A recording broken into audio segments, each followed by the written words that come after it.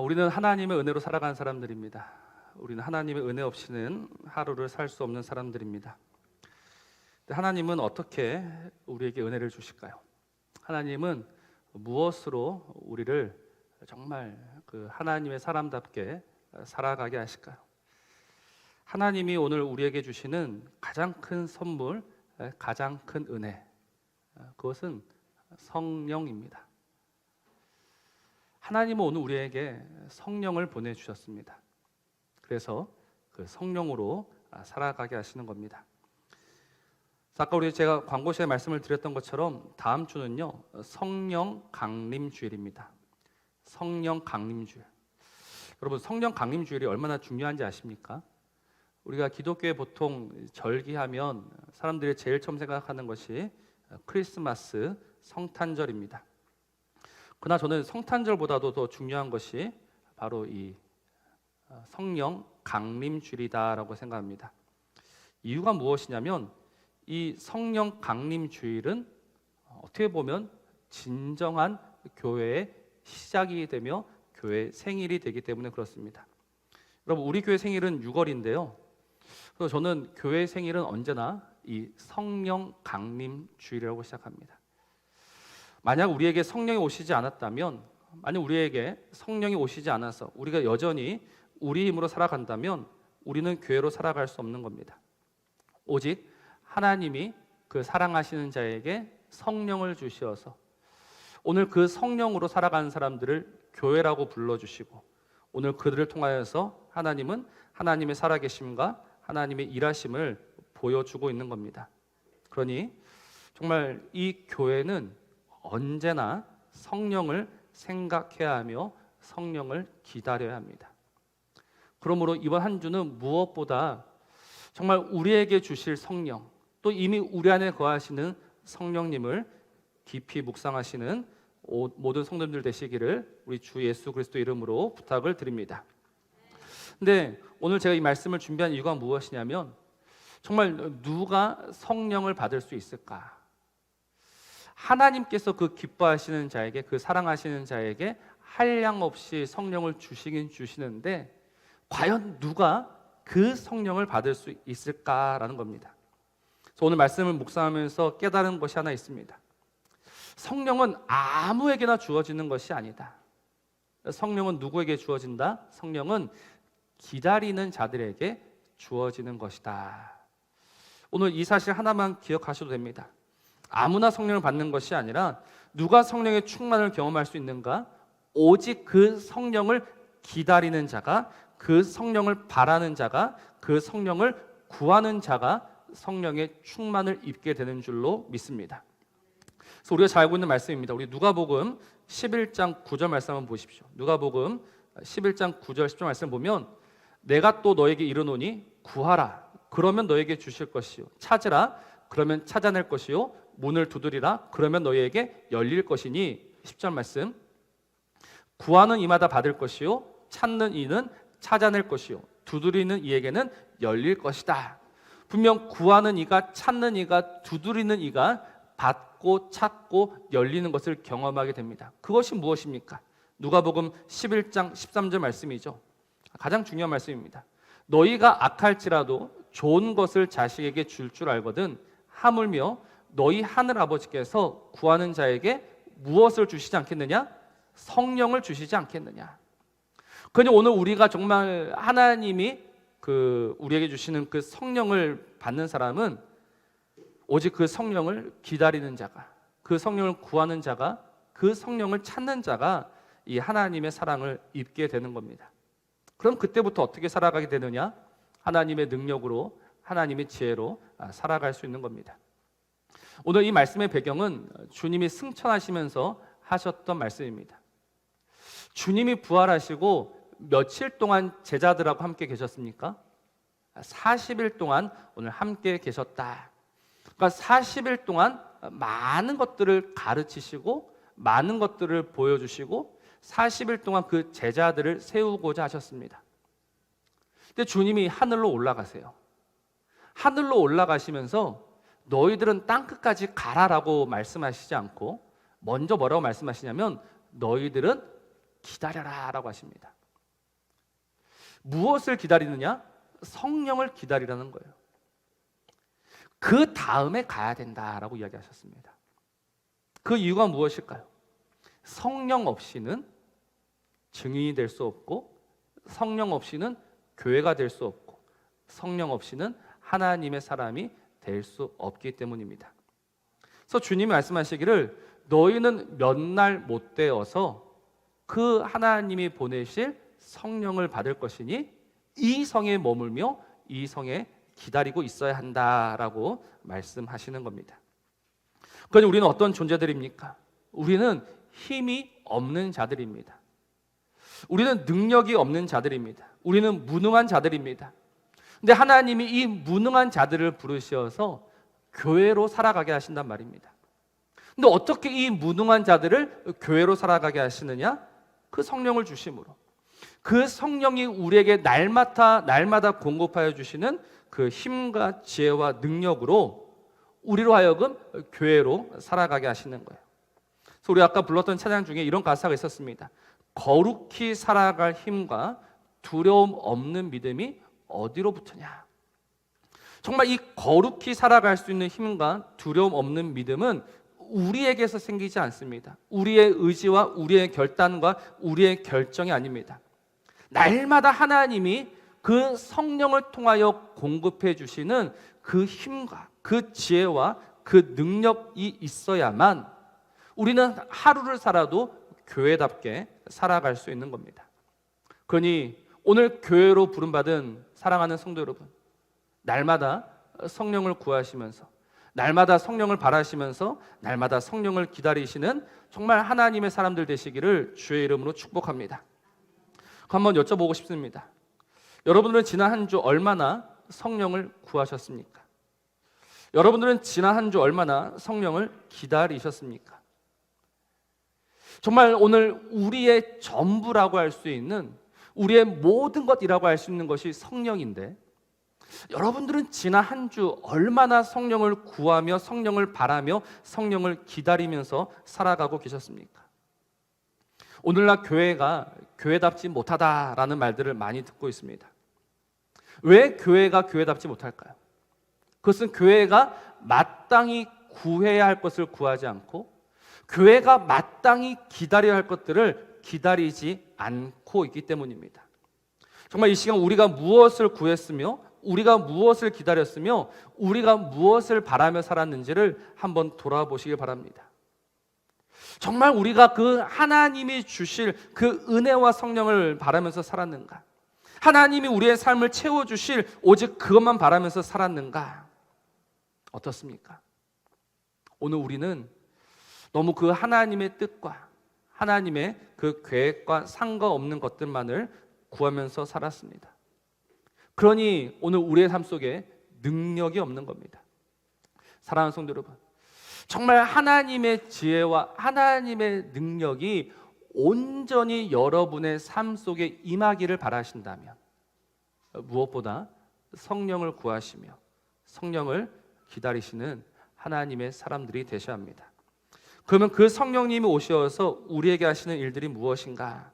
오늘 1장 5절 말씀을 보십시오. 1장 5절 말씀 보면 요한은 물로 세례를 베풀었으나 너희는 몇 날이 못 되어 무엇으로 세례를 받는다라고 합니까? 성령으로 세례를 받는다라고 합니다. 여러분, 성령으로 세례를 받아야 합니다. 근데 이제 여기에서 굉장히 많은 해석들이 오갑니다. 과연 성령으로 세례를 받는 것이 무엇인가? 어떤 해석이 가장 인기가 있냐면 성령 해석은 성령 세례는 성령 충만이다. 그래가지고 이 성령으로 세례를 받으면 성령 충만을 입어서 정말 지금까지 경험하지 못했던 능력 있는 삶을 살아가게 된다라고 많은 이들이 이야기를 합니다. 그래서 어떤 목사님이 성령으로 충만하니까 정말 지금까지 경험하지 못했던 하나님의 크고 놀라운 일들을 경험하면서 살아가고 있다. 오늘 하나님이 자신한테 명령하셨대요. 저기 구멍가게 한번 들어가 보아라. 그 들어간 거예요. 들어가니까 주인이 앉아있고 하나님이 또 말을 걸라 하셨대요. 말을 걸었고 말을 거니까 암 환자였었고 그래서 기도하니까 나았다. 그러니까 많은 사람들이 성령을 이런 식으로 생각을 하는 겁니다. 저는 우리 성령 하나님이 얼마든지 그런 식으로 일하실 수도 있다라고 믿습니다. 그러나 모든 사람이 그렇게 성령의 능력을 경험하는 것은 아닙니다. 오히려 우리가 경험해야 될 성령의 능력이 무엇인가? 오늘 오전 말씀에 이야기하는 것처럼 세례라고 했습니다. 성령으로 세례를 받는다. 여러분, 세례가 무엇일까요? 세례는 깨끗이 씻김 받는다라는 의미가 아닙니다. 그건 2차적인 의미입니다. 세례의 1차적인 의미는 죽음입니다. 왜 사람들이 물속에 들어갔다가 나옵니까? 죽었다라는 겁니다. 나는 죽고 이제 예수로 산다. 이것을 겉으로 드러내는 것이 세례입니다. 그러면 성령으로 세례를 받았다라는 의미가 무엇일까요? 그 성령님이 오늘 우리 안에 임하시게 되시면 우리가 세례를 받는데 그게 무엇일까요? 성령님이 날마다 우리를 죽이시는 겁니다. 그 성령으로 날마다 죽는 것이 성령으로 세례를 받는 겁니다. 왜 우리가 날마다 죽어야 되느냐? 우리 안에 나의 생명과 하나님의 생명은 공존할 수 없기 때문에 그렇습니다. 우리는 이 나의 생명과 하나님의 생명이 얼마든지 사이좋게 어울려서 잘 지낼 수 있을 거다라고 생각합니다.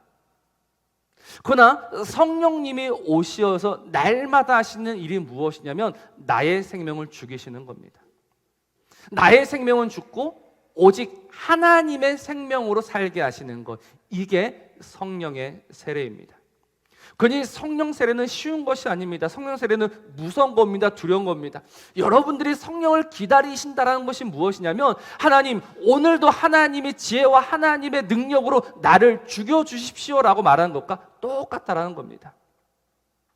근데 놀라운 사실은 우리가 그렇게 죽어야지만 그때부터 무엇이 시작됩니까? 하나님의 능력과 하나님의 지혜와 하나님의 생명이 그때부터 역사하게 되는 겁니다. 그래서 사도 바울이 무엇이라고 고백합니까? 내가 그리스도와 함께 죽었다라고 고백하는 겁니다. 그래서 이제는 내 생명으로 살아가는 것이 아니라 오직 내 안에 계신 우리 주 예수 그리스도의 생명으로 살아간다라고 그는 날마다 고백하면서 그렇게 살았던 겁니다. 그게 성령으로 살아가는 것이고 그게 교회로 살아가는 것이고 그것이 증인으로 살아가는 겁니다. 어떻습니까?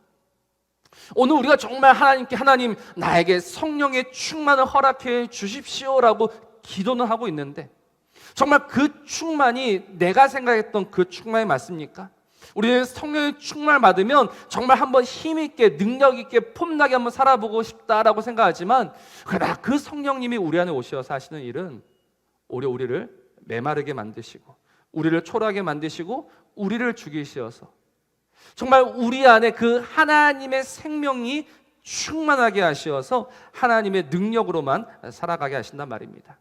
여러분, 이것을 구할 자신이 있으십니까? 정말 그런 마음이 생기십니까? 저는 이 마음이 하나님이 우리에게 주시는 은혜다라고 생각합니다. 아무나 이 마음을 가질 수 없습니다. 그러나 하나님께서 그 사랑하시는 자에게는 이 은혜를 주시어서 하나님, 나는 죽고 이제 예수로 살게 하여 주옵소서라는 이 고백을 이끌어내시는 겁니다. 아이고, 우리 오늘 스승이 주려고 우리 온유가 준 건데 떨어졌습니다.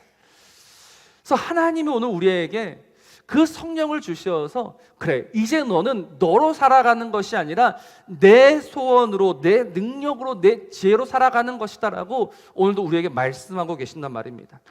그러니 우리는 오늘 그 하나님이 주실 그 성령을 갈망하면서 기다리면서 살아가셔야 합니다. 이 기다림이 있는 자가 성령이 거하는 사람이며 이 기다림이 있는 자가 교회며 이 기다림이 있는 자가 하나님의 사람인 줄로 믿습니다. 그러면 도대체 이 기다림은 무엇일까요? 우리가 하나님을 기다린다라고 했을 때 어떻게 기다려야 할까요? 저 오늘 세 가지로 말씀을 드리고 싶습니다. 첫째는 우리의 생각입니다. 여러분, 오늘 우리의 생각은 참 수없이 많이 일어나고 있고 사라지고 있습니다.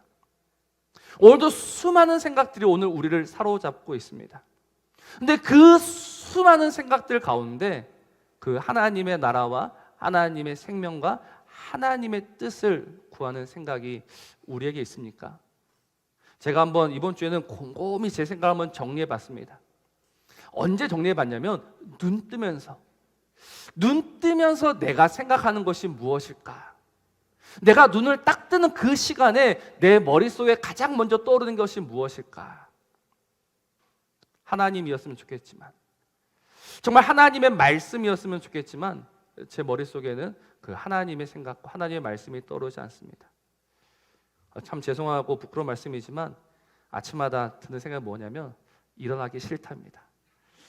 조금만 더 자고 싶다. 조금만 더 자고 싶다. 하나님, 왜 나를 목사로 부르셔가지고 이 새벽 기도 하게 하십니까? 근데 하나님께서도 그때마다 주신 은혜가 뭐냐면, 야, 그게 내가 너에게 주는 가장 큰 선물이고 가장 큰 은혜다라고 말씀하시는 거예요. 그 시간마저 없었으면 우리는 하나님을 한시도 생각지 못하며 살아갈 수밖에 없단 말입니다. 여러분은 어떻습니까? 여러분들은 눈을 뜨시면서 무엇을 생각하십니까? 오늘도 그 하나님의 은혜와 하나님의 사랑을 생각하십니까? 아니면 오늘 아침에 뭐 먹을까? 오늘은 뭐 하고 살까? 오늘은 뭐 하고 놀까?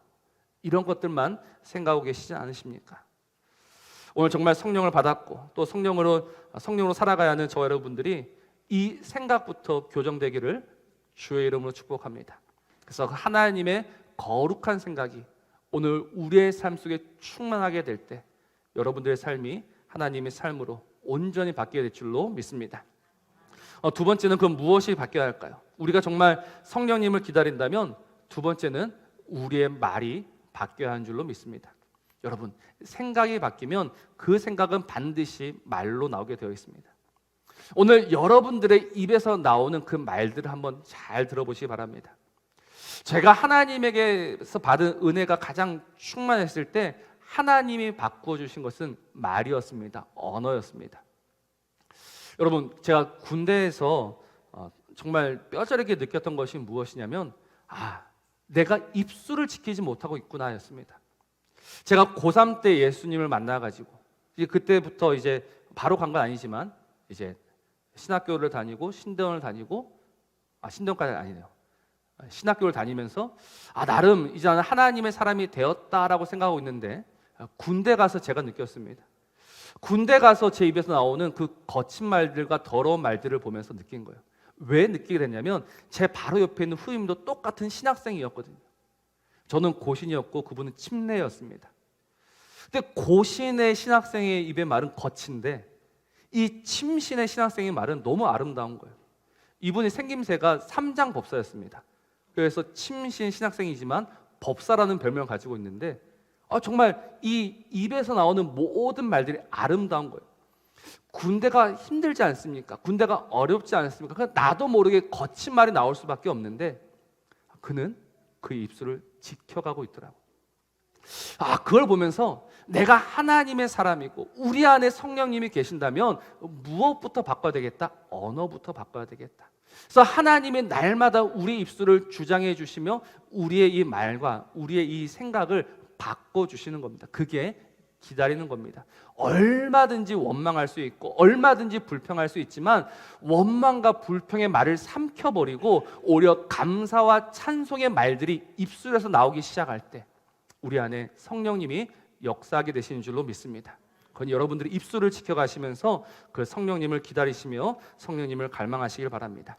마지막으로 정말 우리가 그 성령을 기다린다면 무엇이 달라져야 할까? 생각이 달라져야 되고 말이 달라져야 되고 우리의 그 삶의 방향이 달라져야 합니다.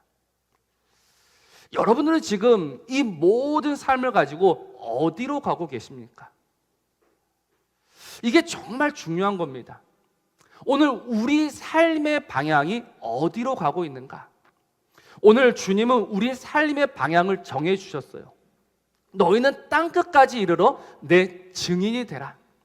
그러니까 주님이 저와 여러분의 삶의 방향을 정해 주셨단 말입니다. 이제는 우리가 우리 뜻으로 우리 마음으로 우리 하고 싶은 대로 살아가는 것이 아니라 이제는 우리가 하나님이 기뻐하시며 하나님이 당부하신 그 길로 가야 되며 살아야 하는 하나님의 사람들입니다. 그런데 오늘 우리 삶의 방향은 무엇입니까? 여러분들이 오늘 일하시는 이유는 무엇입니까? 여러분들이 오늘 하나님의 증인으로서 살아가기 위해서 일하고 계십니까? 아니면 그저 잘 먹고 잘 살기 위해서 일하고 계십니까? 오늘날은 정말 방향을 잃어버린 세대입니다.